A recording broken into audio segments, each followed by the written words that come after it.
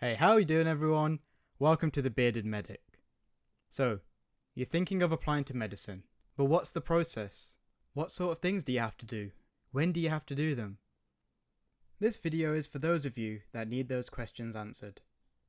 Before we get started, it's vital you understand that you shouldn't view these things as a list you must get done.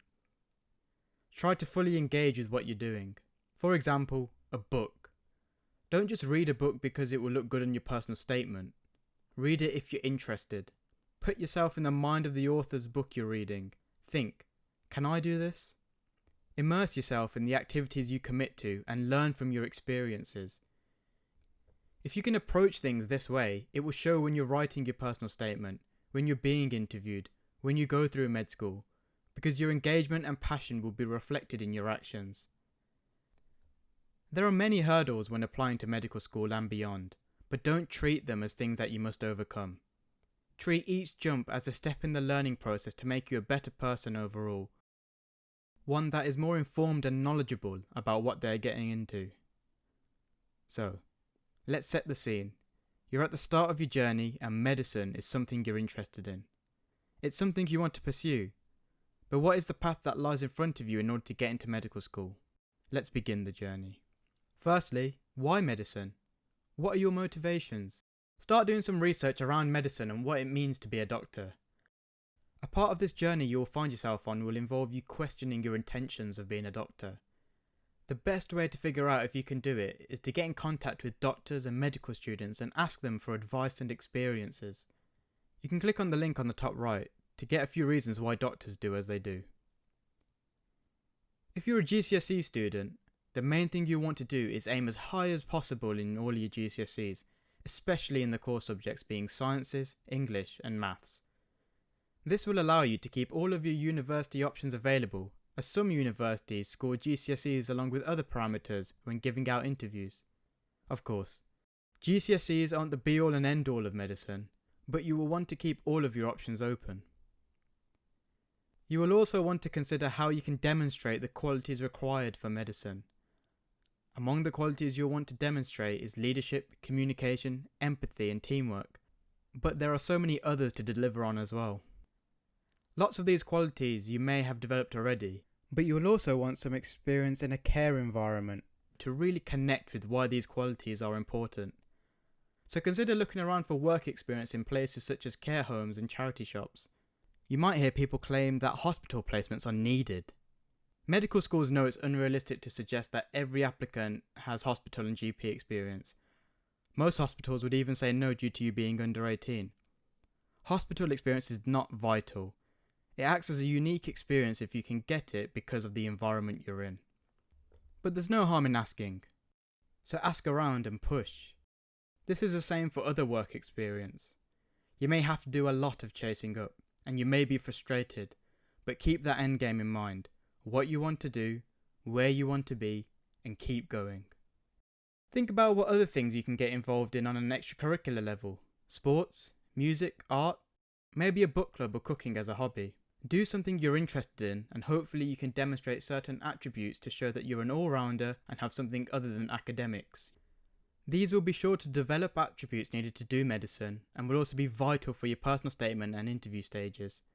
Try and aim to start this as soon as possible, because it's even better if you've been doing it over a long period of time in order to reaffirm your commitment to medicine. Another thing you can do to inform yourself is to read. There are so many good books out there to get you started by healthcare professionals which give you their personal experiences you can learn from and question what your approaches would be. Finally, you want to consider your A-level options. With most universities stating they will need chemistry, another science, and a third subject that's not critical thinking or general studies. Now we move to year 12. Hopefully you have the GCSE results you wanted, but if you don't worry. Don't let anyone tell you otherwise or put you off. You can still apply for medicine. Now again, this is a time where if you haven't done so already, organising work experience is vital. You will need to develop your qualities and demonstrate your commitment over a long period of time. Now throughout year 12, you will also want to be doing some research on universities. This is so you know what you're supposed to do over the summer from year 12 to year 13, and where you think your preferred choices will be. You'll want to know what entrance exams the med schools you're interested in will need. As an undergraduate applicant, the main ones you'll be concerned with are the BMAT and UCAT. Now here's some important dates to consider.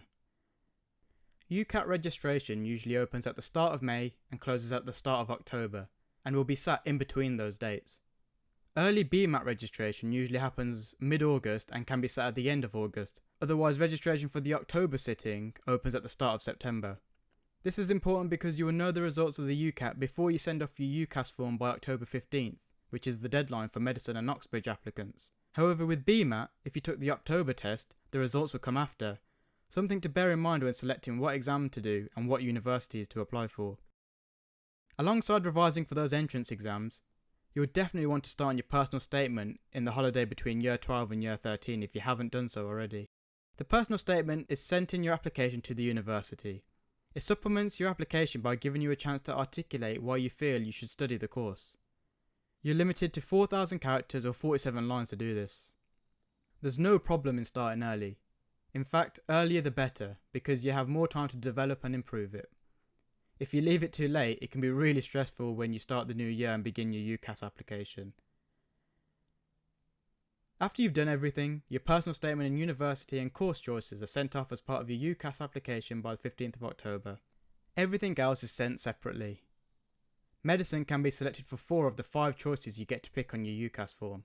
The 5th choice will act as a backup in case you're not accepted into medicine. You don't have to do the course you choose at 5th. Many people choose to take a gap year and apply again. It's entirely up to you. After you've sent your application, that's it. You've applied. But it doesn't end there. Carry on researching. Carry on learning about medicine. Carry on informing yourself. Hopefully your application is successful and you get an interview. All it takes is one. This means all the research and experience you've accrued in the meantime can be shown full shine in the interview process. By the interview stage, it's your place to lose. Show your passion to the interviewers. Let them know of the research you've done and how informed you've tried to make yourself. And by the end of around April time, hopefully you get the offer you've been searching for from a place you're fully happy with on a course you feel you're committed to. Then it's just a matter of A-level grades to make sure your place is not under dispute. If you don't get the grades, you can try through clearing, and if that doesn't work, a gap year or your 5th choice are the options. Hopefully you get in. After all this, you can look forward to med school in the summer. Use the holidays as a means to rest and regenerate after a solid few years of hard work. Then, on to the next challenge. So that marks the end of the video. If you have any further questions or have any feedback, be sure to leave a comment. If you found this video helpful, please leave a like, and if you didn't, leave a dislike and comment constructively as to what can be done better. If you need any advice on the application process, be sure to get in touch on Instagram and in the comments, and follow along on Twitter to keep up to date with the videos. Thank you all for watching, and see you in the next video. Stay safe.